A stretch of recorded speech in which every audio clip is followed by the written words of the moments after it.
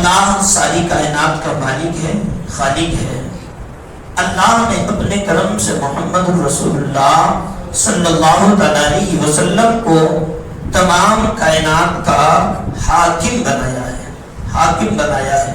اور یہ حاکمیت کیوں ملی ہے؟ مصطفیٰ کریم کی بلندیاں، مصطفیٰ کریم کی عظمت، اور اللہ رب العزت نے خود ارشاد فرمایا حدیث قدسی میں لولاک لما اظہرت الربوبیہ، اگر اے محبوب آپ کو پیدا کرنا مقصد نہ ہوتا تو میں اپنی ربوبیت کو بھی ظاہر نہ کرتا، اپنے آپ کو بھی دنیا والوں کے سامنے ظاہر نہ فرماتا۔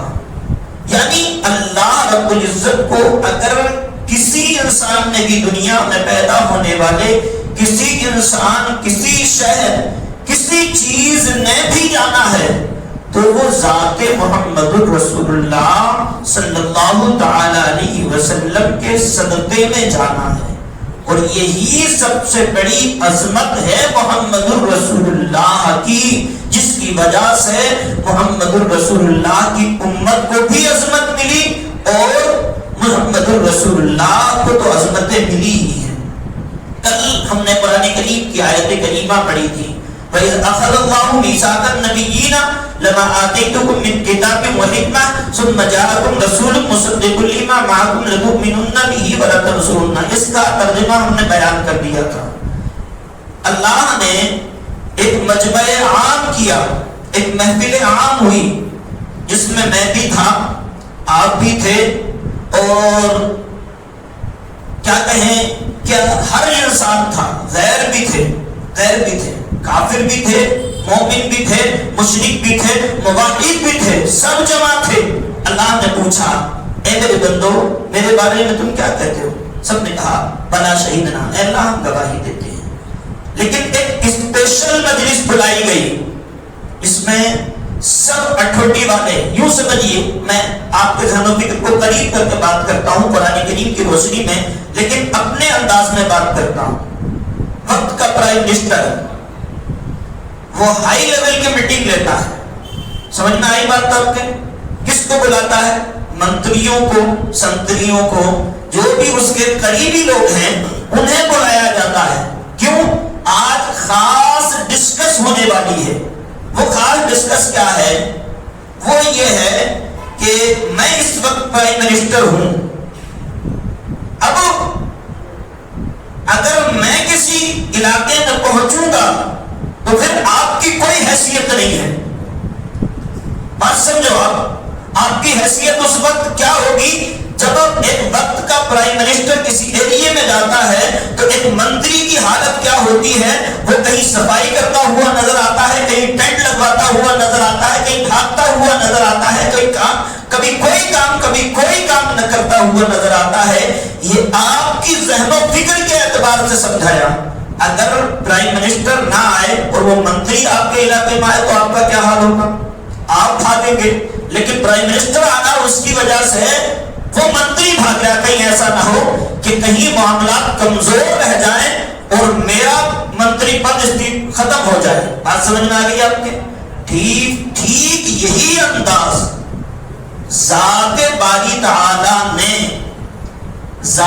باری تعالی نے انبیاء علیہ السلام سے فرمایا کہ میں ساری کائنات کا خالق ہوں، میں مالک ہوں، میں نے اپنے حبیب کو ساری کائنات کا حاکم بنا دیا ہے۔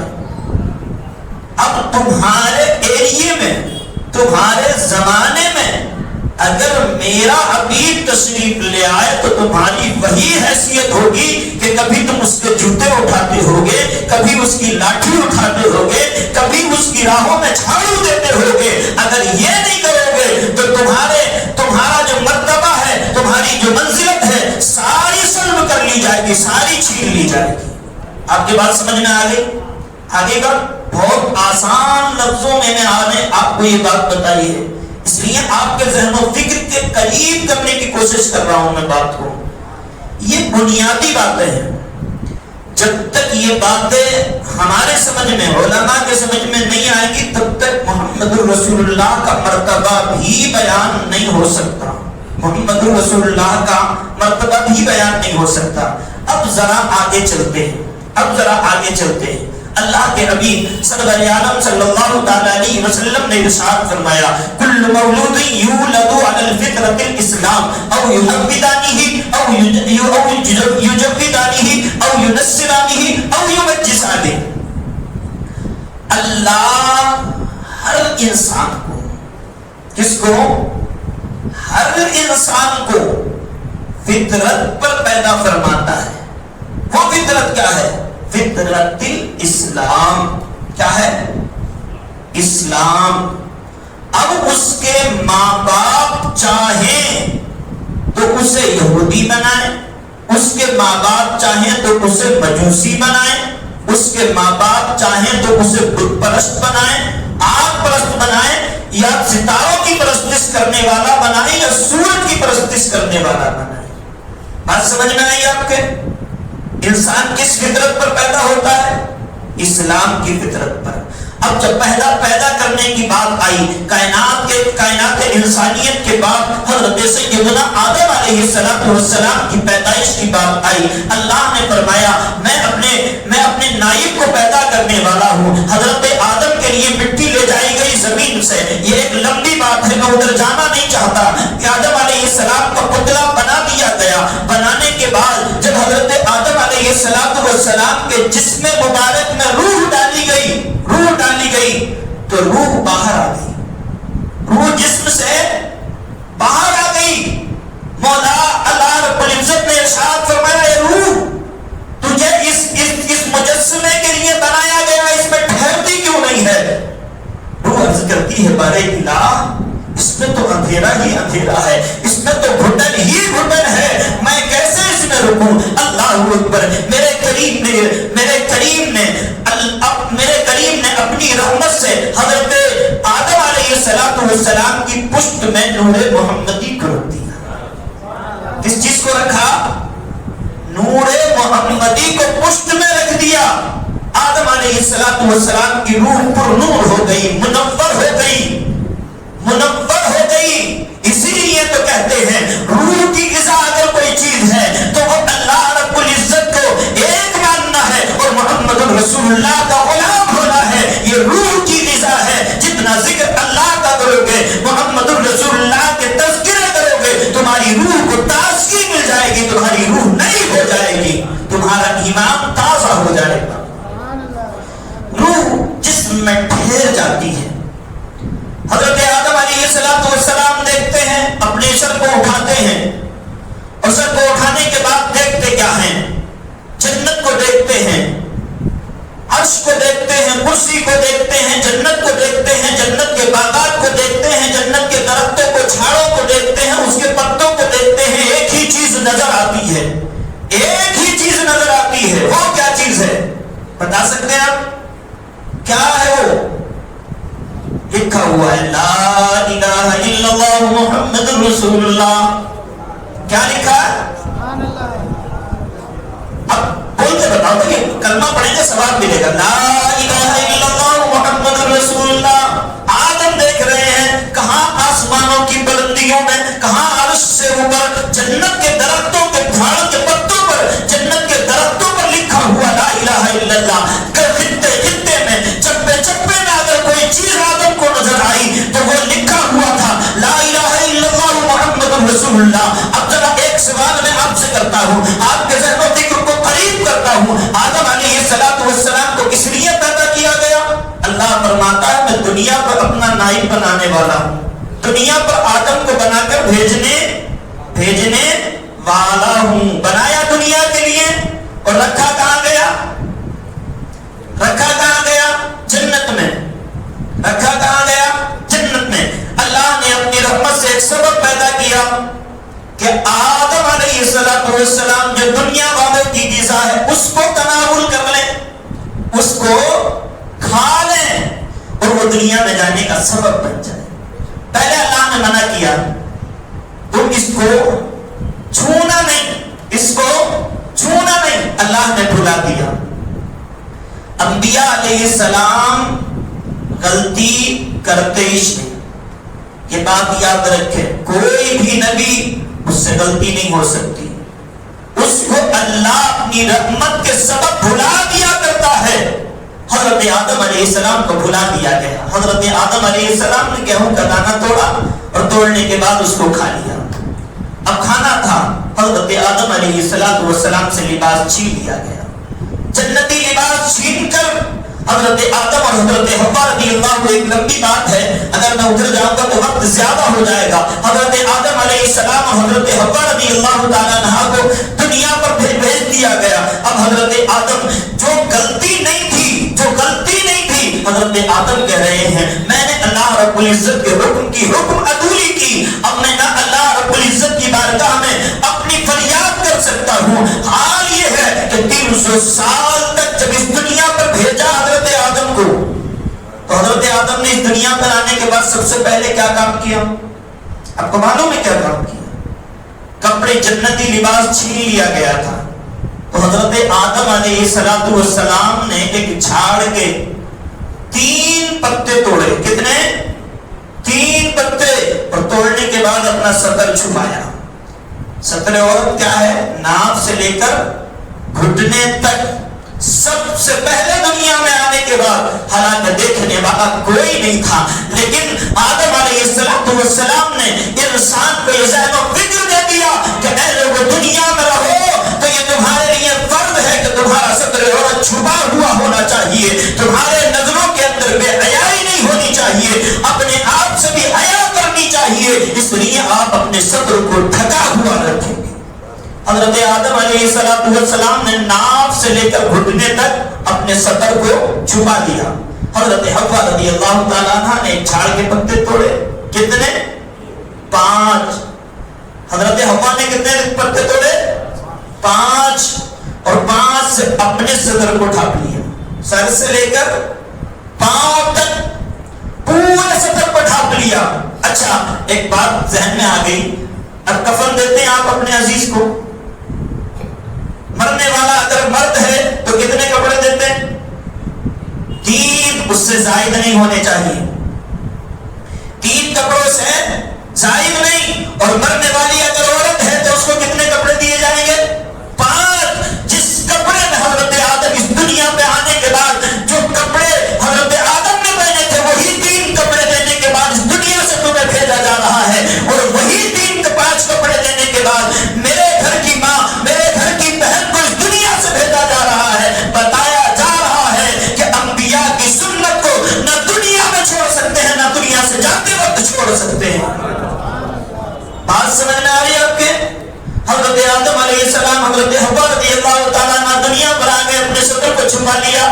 اب اللہ رب العزت سے ڈر رہے ہیں، کتنا ڈر رہے ہیں؟ رو رہے ہیں اللہ کی بارگاہ میں۔ 300 سال گزر گئے۔ کتنے؟ 300 سال گزر گئے روتے روتے۔ آپ کی آنکھوں سے اتنے آنسو بہے ہیں کہ محققین اور مفسرین فرماتے ہیں کہ آپ کے آنسو جو نکلے تھے ان سے ایک نہر کا جاری ہو گئی تھی، ان سے ایک تالاب بن گیا تھا جس سے جانور پانی پیتے تھے، جس سے درند پرند پانی پیا کرتے تھے۔ اے اللہ کے محبوب ترین رسول، اے اولاد انسانیت کے باپ آدم علیہ السلام، جس کے سر پر نبوت کے تاج کو رکھا گیا، اس کے ذہن و فکر میں ایک بات آتی ہے کہ میں نے ایک غلطی کر لی ہے، لیکن ہم کہتے ہیں وہ غلطی نہیں تھی، وہ دنیا پہ آنے کا سبب تھا انسان کے دنیا پہ آنے کا سبب تھا یہ کہ اس نے غلطی۔ حضرت آدم علیہ السلام یہ سمجھ رہے میں غلطی کر رہا ہوں، یہ اللہ کی حکمت تھی کہ آدم کو دنیا پر بھیجنا تھا۔ 300 سال گزرے، اب بارگاہ مولا میں اللہ نے کچھ کلمات القاء فرمائے، ذہن و فکر میں پیدا فرمائے۔ قرآن کہتا ہے فَتَلَقَّى آدَمُ مِن رَبِّهِ كَلِمَاتٍ فَتَابَ عَلَيْهِ إِنَّهُ هُوَ التَّوَّابُ الرَّحِيمُ۔ اللہ نے حضرت آدم علیہ السلام کے ذہن و فکر میں کچھ کلمے القاء فرمائے، حضرت آدم علیہ السلام کو سجھائے، ان کے ذہن و فکر میں آئے، اور انہوں نے کہا، کیا کہا؟ ربنا ظلمنا انفسنا وان لم تغفر لنا وترحمنا لنكونن من الخاسرین۔ اے اللہ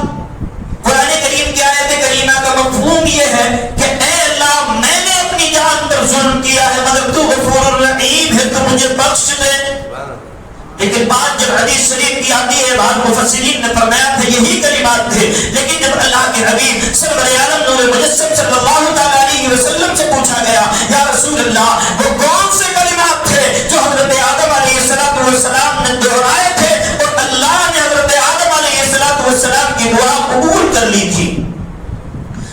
تو اللہ کے حبیب ارشاد فرماتے ہیں یا ربی بحق محمد صلی اللہ تعالی علیہ وسلم لما غفرت لی، اے اللہ مجھے محمد رسول اللہ صلی اللہ تعالی علیہ وسلم کے صدقے میری مغفرت فرما۔ کلمے کیا تھے؟ حدیث پاک کے کلمات کیا ہیں؟ یا ربی بحق محمد صلی اللہ تعالی علیہ وسلم لما غفرت لی، اے اللہ مجھے اپنے حبیب اپنے محبوب محمد رسول اللہ صلی اللہ تعالی علیہ وسلم کے صدقے مجھے معاف فرما، میری خطا کو معاف فرما۔ اب جواب سنو، میرا رب ارشاد فرماتا ہے آدم، یا آدم، اے آدم تو نے محمد الرسول اللہ صلی اللہ تعالی علیہ وسلم کے بارے میں کیسے جانا؟ تجھے کیسے پتا چلا کہ میرا حبیب میرا پیارا ہے محمد، میرا عزیز ہے، میرا حبیب ہے محمد، تو نے کیسے جان لیا؟ تو اللہ رب العزت کی جناب میں عرض کرتے ہیں مولا جب تو نے مجھے پیدا کیا میرے جسم میں روح ڈالی گئی، میں نے اپنے سر کو اٹھایا، اپنی آنکھوں کو کھولا تو جس طرف دیکھتا تھا اس طرف لکھا ہوا تھا لا الہ الا اللہ محمد رسول اللہ۔ اتنی بات تو مجھے سمجھ میں آ رہی تھی کہ اللہ ایک ہے، اس کا کوئی شریک نہیں ہے، لیکن یہ بات مجھے سمجھ میں نہیں آ رہی تھی کہ محمد رسول اللہ، یہ محمد اللہ کے رسول ہیں، اللہ کے نبی حضرت آدم فرماتے ہیں کہ میں نے یہ جان لیا کہ جس ذات کے نام کو اللہ نے اپنے نام کے ساتھ جنت میں بھی لکھا ہے، عرش اعظم پر بھی لکھا ہے، عرش کے ستونوں پر بھی لکھا ہے، کائنات کے ہر خطے خطے چپے چپے پر لکھا ہوا دیکھ رہا ہوں، یہاں تک کہ جنت کے جھاڑوں پر لکھا ہوا دیکھ رہا ہوں، وہ کوئی عام ذات نہیں ہے، وہ اللہ کی محبوب ترین ذات ہے۔ اگر اسی کا وسیلہ لے کر اگر میں دعا کروں گا اللہ مجھے معاف فرما دے گا۔ آپ قرآن کی طرف سے چلتے ہیں، قرآن فرماتا ہے لوگوں جب تم اپنی جانوں پر ظلم کر لو وَلَوْ أَنَّهُمْ ظَلَمُوا أَنفُسَهُمْ جَاءُوكَ فَاسْتَغْفَرُوا اللَّهَ وَاسْتَغْفَرَ لَهُمُ الرَّسُولُ لَوَجَدُوا اللَّهَ تَوَّابًا رَحِيمًا۔ اے لوگوں جب تم اپنی جانوں پر ظلم کر لو تو میرے حبیب میرے پیارے میرے عظیم ترین رسول صلی اللہ تعالی علیہ وسلم کی طرف اپنی توجہ کو مبذول کر لگا دو اور کہو اِذْ ظَلَمُوا أَنفُسَهُمْ جَاءُوكَ، یا رسول اللہ صلی اللہ تعالی علیہ وسلم ہم نے اپنی جانوں پر ظلم کیا ہے، فاستغفر اللہ، اور محمد الرسول اللہ کی جناب میں عرض کرو وہاں اس کا وسیلہ میرے حبیب کا وسیلہ لے کر تم کہو فاستغفر اللہ، اے اللہ ہماری مغفرت فرما، فاستغفر لهم الرسول، اور جب تمہیں اس حال میں میرے حبیب دیکھیں گے وہ بھی کہیں گے مولا تیرا بندہ ہے، مجھ سے محبت کرنے والا ہے، میری طرف توجہ کو لگایا ہے، فاستغفر لهم الرسول، اور میرا حبیب کہے گا اللہ اس کی مغفرت فرما۔ قرآن کہتا ہے لَوَجَدُوا اللَّهَ تَوَّابًا رَحِيمًا، اس حال میں تم اپنے رب کو بخشنے والا غفور الرحیم پاؤ گے۔ کسی کو اگر نجات چاہیے، کسی کو اگر دنیا کی بلندی، دنیا میں گناہ کرنے کے بعد اگر اپنے گناہوں کی مغفرت چاہیے تو وہ محمد یہاں بیٹھنے کے بعد میرے حبیب پر درود پڑھے، مصطفیٰ کریم پر درود پڑھے، مصطفیٰ کریم پر سلام پڑھے اور توجہ کرے یا رسول اللہ انظر حالنا، یا رسول اللہ منظر حالنا، یا حبیب اللہ اسمع قالنا اننا فی بحر من مغرق خذ یدی سہل لنا اسقالنا، یا رسول اللہ میں مجرم ہوں، گناہ گار ہوں، خطا کار ہوں، لیکن آپ کا امتی ہوں، یا رسول اللہ میرے حق میں میری شفاعت کی، میرے حق میں میرے شفیع بن جائیے اور میرے گناہوں کی مغفرت کرا دیجیے اللہ کی بارگاہ میں۔ اپنے پروردگار کو، اپنے خالق کو، اپنے مالک کو جو 70 ماہوں سے زیادہ، 1000 ماہ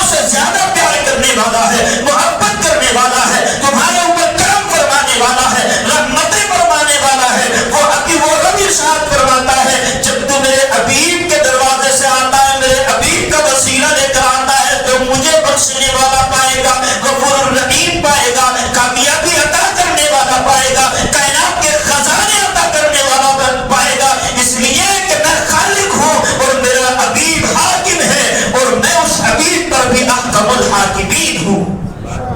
بات سمجھ میں آ گئی آپ کے بات سمجھ میں آئی؟ اب آگے چلتے ہیں. حضرت سیدنا آدم علیہ السلام کی توبہ قبول ہوئی. حضرت آدم اور حضرت حوا رضی اللہ تعالیٰ عنہ جا کر ملے. کہاں ملے معلوم ہے آپ کو؟ ملے کہاں؟ صحن کعبہ میں. ایک کو مشرق میں رکھا اللہ رب العزت نے, ایک کو مغرب میں رکھا. دونوں جا کے صحن کعبہ میں ملے. اللہ رب العزت نے دونوں کے ملنے کی جگہ کو ساری کائنات کے لیے مظہر بنا دیا, مسکن بنا دیا, ساری کائنات کی عبادت قبول ہونے کی جگہ بنا دیا. کیا سمجھو آپ کو کعبہ کے اندر کیا اللہ رب العزت موجود ہے؟ نہیں, وہ نشانی ہے اللہ کے مظہر کی. وہ نشانی ہے اللہ کے مظہر کی. اللہ کے جمال کا مرکز ہے کعبہ. جب بندہ اس کی طرف توجہ کر لیتا ہے, جب بندہ جب اس کی جناب میں سجدہ کر کے کعبہ کی طرف اپنا رخ کیے ہوئے بیٹھا رہتا ہے, اللہ اس بندے کے اوپر اپنی رحمتوں کا نزول فرماتا رہتا ہے, فرماتا رہتا ہے, فرماتا رہتا ہے, یہاں تک کہ جب تک وہ اپنے چہرے کو پھیر نہ دیتا ہے, جب تک نماز کی جگہ سے اٹھ نہ جاتا ہے, اگر نماز نہیں بھی پڑھتا ہے اس کے اوپر رحمتیں ہوتی رہتی ہیں. بات سمجھ میں آئی آپ کے؟ آج ہماری قوم کا حال کیا ہے؟ سلام پھیرا جلدی سے بھاگنے کی جلدی ہے. لوگوں کے کاندھے بھگانے گئے اور نکل کے باہر. بھائی اگر مجبوری ہے تو آپ نکل سکتے ہیں. اگر آپ کو مجبوری ہے اور نماز ہو رہی ہے تو بیچ نماز میں سے بھی آپ نکل سکتے ہیں. لیکن اگر مجبوری نہیں ہے تو آپ خدا کا ایسا مت کریے, ایسا مت کریے. مسئلے کی بات ہے کہ آپ کسی کے قدموں کاندھوں سے مت فنا کیجیے, یہ طریقہ اچھا نہیں. اب جہاں 5 منٹ یا 10 منٹ کی نماز وہاں کھڑے ہو کر وہاں بیٹھ کر پڑھنے 2 منٹ اور بیٹھ سکتے ہیں, 2 منٹ اور بیٹھ سکتے ہیں. 2 منٹ کوئی مشکل نہیں ہے. لوگوں کا حال یہ ہے کہ ایک طرف سلام پھیرتا ہے, دوسری طرف ابھی امام صاحب سلام پھیر ہی رہے ہوتے ہیں, وہ کھڑے ہونے لگتے ہیں, ان کے ہاتھ چہرے پر ہوتے ہیں. میرے بھائی اتنی جلدی کون سی ہے؟ کون سی اتنی جلدی آ گئی ہے کہ تم مسجد سے یہ سب میں سے اتنی جلدی بھاگنے کی کوشش کر رہے ہو؟ اللہ کے حبیب ارشاد فرماتے ہیں, بندے نے نماز پڑھی, سلام پھیر لیا, اپنی جگہ بیٹھا ہوا ہے, اس کی توجہ قبلے کی طرف ہے, اللہ کی رحمتوں کی بارش ہوتی رہتی ہے. اگر وہ درود نہیں بھی پڑھتا ہے, کلمہ نہیں بھی پڑھتا ہے, صرف بیٹھا رہتا ہے, اللہ فرماتا ہے دیکھو یہ وہ جگہ ہے جس جگہ میرے بندے نے سجدہ کیا ہے, جب تک یہ یہاں بیٹھا رہے, یہ یہاں بیٹھا رہے, اس کے اوپر اپنی رحمتوں کا نزول کرتے رہو. اللہ کے فرشتے اس کے اوپر رحمتیں نازل فرماتے رہتے ہیں, فرماتے رہتے ہیں. یہ باتیں بہت ساری بہت پھیل سکتی ہیں, بہت دور جا سکتی ہیں. آگے بڑھتے ہیں. حضرت آدم علیہ السلام کی اولاد اس دنیا میں آئی. کتنی آئی؟ ان کی کوئی تعداد نہیں. ان کی اولاد میں سب سے خاص حضرت شیش علیہ السلام. حضرت شیش علیہ السلام اس دنیا سے جانے لگے. حضرت آدم نے بلایا, پھر قریب آؤ. کہا بابا جان فرمائیں. کہا سنو, اللہ رب العزت نے مجھے نبوت عطا فرمائی, مجھے بلندیاں عطا فرمائی, اب میں قریب اس دنیا سے جانے والا ہوں, تمہاری ایک ڈیوٹی لگا کر جاتا ہوں. بابا جان وہ کون سی ڈیوٹی ہے؟ کہا جب تک دنیا میں حیات رہو محمد رسول اللہ پر درود پڑھتے رہنا, ان پر صلاۃ و سلام پڑھتے رہنا. بات سمجھ میں آئی آپ کو؟ لوگ کہتے ہیں کہ اسلام تو تب آیا جب محمد رسول اللہ اس دنیا میں آئے. نہیں, اسلام تب آیا جب حضرت آدم اس دنیا میں آئے. اسلام تب کا ہے, لیکن مسئلہ یہ ہے کہ جیسے جیسے انبیاء آتے رہے ان کی قومیں دنیا کی طرف جاتی رہی. دنیا کی طرف جب گئی تو ظلمتوں میں, گمراہیوں میں, کفر میں, شرک میں مبتلا ہو گئی, اور ان کے اوپر کبھی عذاب آئے تو انہیں ہلاک کر دیا, کبھی برباد کر دیا, کبھی انبیاء علیہ السلام بھیج کر اس دنیا میں اللہ کریم نے ان کی ہدایت کا سبب بنا دیا. ہمارے آقا صلی اللہ علیہ وسلم کے آنے سے قبل اس دنیا پر کتنے عذاب آئے, کتنی مرتبہ اس دنیا کو تباہ کیا گیا. آپ اگر قرآن اٹھا کر دیکھیں گے, حدیث اٹھا کر دیکھیں گے تو آپ کو یہ پتا چلے گا کہ قوم نوح کو غرق کیا گیا, قوم لوط کو غرق کیا گیا, قوم سمود کو غرق کیا گیا, قوم عاد کو غرق کیا گیا. یہ پوری قومیں تباہ کر دی گئی, مشرکوں میں. کیوں؟ انہوں نے شرک کیا, انہوں نے کفر کیا, اللہ رب العزت کے حکم سے اور انبیاء علیہ السلام کے راستے سے بھٹک گئے. اللہ نے انہیں تباہ اور برباد کر دیا. بات سمجھ میں آئی؟ اب ایک بات اور سنیں, حضرت آدم سے لے کر حضرت عیسیٰ علیہ السلام تک 1,00,000 یا 2,24,000 پیغمبر اس دنیا میں آئے. حضرت آدم نے جب کلمہ پڑھایا تو کیا کہا؟ اے میرے ماننے والوں, تم کلمہ پڑھو, لا الہ الا اللہ, لا الہ الا اللہ. آدم نجی اللہ. حضرت موسیٰ علیہ السلام نے کلمہ پڑھایا, لا الہ الا اللہ موسیٰ کلیم اللہ. حضرت ابراہیم نے کلمہ پڑھوایا, لا الہ الا اللہ ابراہیم خلیل اللہ. حضرت اسماعیل علیہ السلام نے کلمہ پڑھوایا, لا الہ الا اللہ اسماعیل ذبیح اللہ. لیکن انہوں نے سب نے کلمہ پڑھوایا, ان کا کلمہ کیا تھا؟ حضرت آدم کا کلمہ کیا تھا؟ تو قرآن کہتا ہے, قرآن کریم کی روشنی میں جو اللہ نے ان سے وعدہ لیا تھا کہ تم محمد رسول اللہ پر ایمان لاؤ گے, تو حضرت آدم علیہ السلام پڑھتے تھے لا الہ الا اللہ محمد رسول اللہ. سمجھ میں آئی بات آپ کے؟ آئی بات؟ حضرت آدم علیہ السلام پڑھتے تھے لا الہ الا اللہ محمد رسول اللہ. حضرت موسیٰ پڑھتے تھے لا الہ الا اللہ محمد رسول اللہ. حضرت ابراہیم خلیل اللہ پڑھتے تھے لا الہ الا اللہ محمد رسول اللہ. اسماعیل ذبیح اللہ پڑھتے تھے لا الہ الا اللہ محمد رسول اللہ. حضرت عیسیٰ روح اللہ پڑھتے تھے لا الہ الا اللہ محمد رسول اللہ. سب کا کلمہ کیا تھا؟ لا الہ الا اللہ محمد رسول اللہ. اب آپ کے ذہن و فکر میں ایک سوال آ رہا ہوگا کہ آپ کہیں گے کہ جب ان کا کلمہ محمد رسول اللہ تھا تو انہوں نے اپنی امت کو کیوں نہیں پڑھایا؟ اپنی امت کو لا الہ الا اللہ محمد رسول اللہ کی ترغیب کیوں نہیں دی؟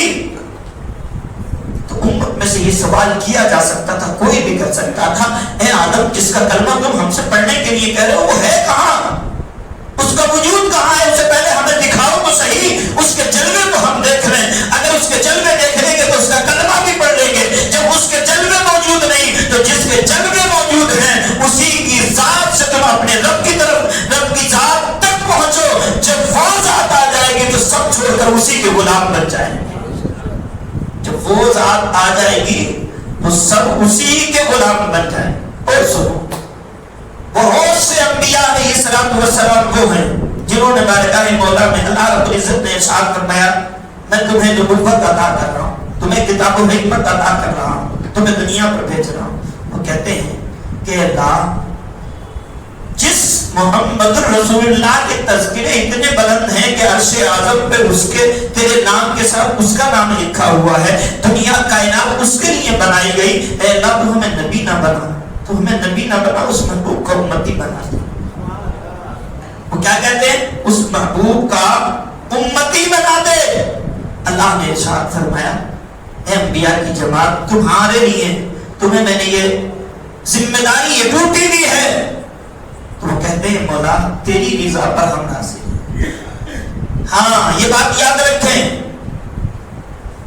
کوئی نبی بارگاہ مولا میں عرض کر سکتا ہے, بارگاہ مولا میں عرض کر سکتا ہے مولا ہمیں اس سے زیادہ وہ پسند ہے.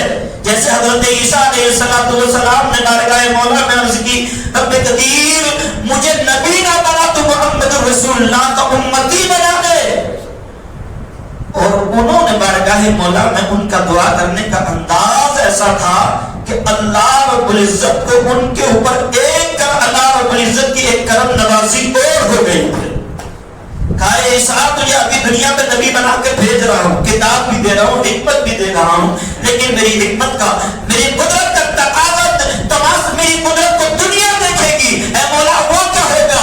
جب وقت آئے گا تو دنیا کو پتا چل جائے گا. لوگوں نے کہا عیسیٰ علیہ السلام کو سولی پر چڑھایا جائے گا.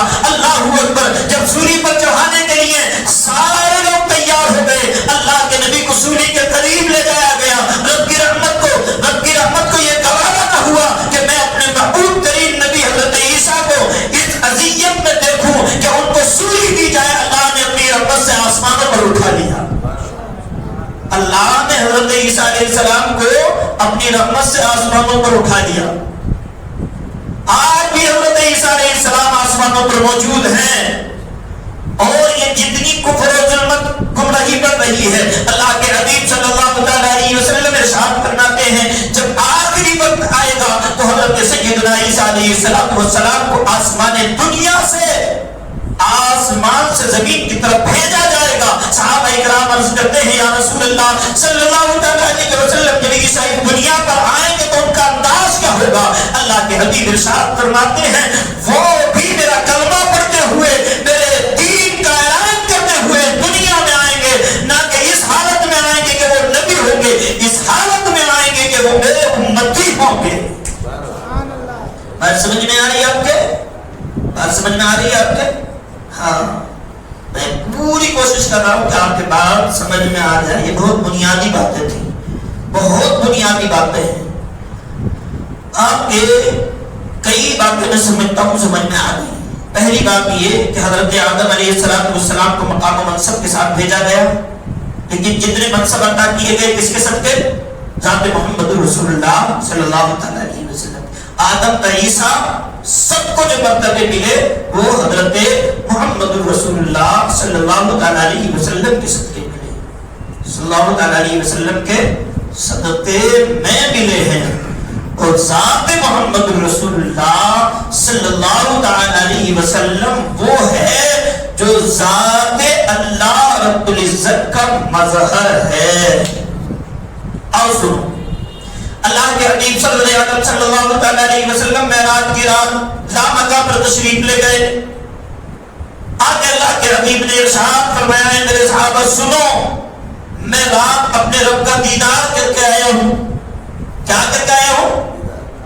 اپنے رب کا دیدار کر کے آیا ہوں. اللہ کے حبیب کے صحابہ اللہ کے حبیب کے صحابہ نے جب وہ نور کی تجلیاں دیکھی، مصطفیٰ کریم کا وہ انداز دیکھا تو تمام صحابہ کے اوپر ایک کیفیت تاری ہو گئی. اب کسی کی زبان ہل نہیں رہی تھی. حضرت سیدنا انس بن مالک رضی اللہ تعالیٰ کھڑے ہوتے ہیں، یا رسول اللہ علیہ الصلوۃ والسلام آپ اکیلے ہی اپنے رب کا دیدار کرائے ہیں؟ میرا بھی جی چاہتا ہے کہ میں بھی اپنے پروردگار کا دیدار کروں. اب سنو، اللہ کے حبیب ارشاد فرماتے ہیں کہ جس نے مجھے دیکھا، جس نے من رآنی فقد رأی الحق، جس نے مجھے دیکھا اس نے حق تبارک و تعالیٰ کو دیکھا. میں اس رب قدیر کو دیکھ کر آیا ہوں اور تم میرا دیدار کرو. تمہارے لیے میرا ہی دیکھنا اللہ رب العزت کی رحمتوں کے جلوے دیکھنا ہے. اگر اس کو بہت قریب سے سمجھنا چاہتے تو یوں سمجھیے، حضرت موسیٰ علیہ السلام نے بارگاہ مولا میں عرض کی تھی مولا تیرے رخ زیبا کو دیکھنا چاہتا ہوں، تیرا دیدار کرنا چاہتا ہوں. اللہ نے ارشاد فرمایا لن ترانی، موسیٰ تم نہیں دیکھ سکتے ہو، تو کوئی اور ہوگا جو میرے جلوے دیکھے گا، کوئی اور ہوگا جو میرے جلوے دیکھے گا. جب اللہ کے نبی معراج پر گئے، حضرت موسیٰ علیہ السلام نے 9 مرتبہ پلٹایا. محققین اور مؤرخین لکھتے ہیں کہ وہ نور کی تجلیاں ذات محمد رسول اللہ میں حضرت موسیٰ دیکھ رہے تھے. حضرت موسیٰ کے ذریعے، محمد رسول اللہ کے ذریعے اللہ رب العزت نے اپنی ذات کا دیدار محمد الرسول موسیٰ علیہ السلام کو کرایا ہے. بات کہاں سے اور کہاں جا رہی ہے؟ ضرورت یہ ہے کہ آپ اپنے دین کو سمجھیے. دین کیا کہتا ہے، دین کی تعلیم کیا ہے. اگر آپ دین کو نہیں سمجھیں گے، تعلیم کو نہیں سمجھیں گے تو آپ کے بعد کوئی بھی سمجھ میں نہیں آئے گی. آپ کو یہ پتہ ہی نہیں ہوگا کہ ہم مسلمان ہیں، مسلمان کا مقصد کیا ہے، مرتبہ کیا ہے، بلندی کیا ہے. پتہ جب چلے گا جب آپ دین کو سمجھیں گے. اللہ کریم سمجھنے کی اور عمل کی توفیق عطا فرمائے. بہت سے لوگوں کی خواہش یہ بھی ہے کہ ہم محمد رسول اللہ صلی اللہ علیہ وسلم کے والدین کے بارے میں سننا چاہتے ہیں. حضرت تو بہت بنیادی بہت گہری بات کر رہے ہیں، تو میں آپ کو ذرا تھوڑا سا آپ کے ذہن و فکر میں ایک بات ڈال دینا چاہتا ہوں. ہمارا صبح کا بیان بہت سے حضرات کے پاس پہنچتا ہے.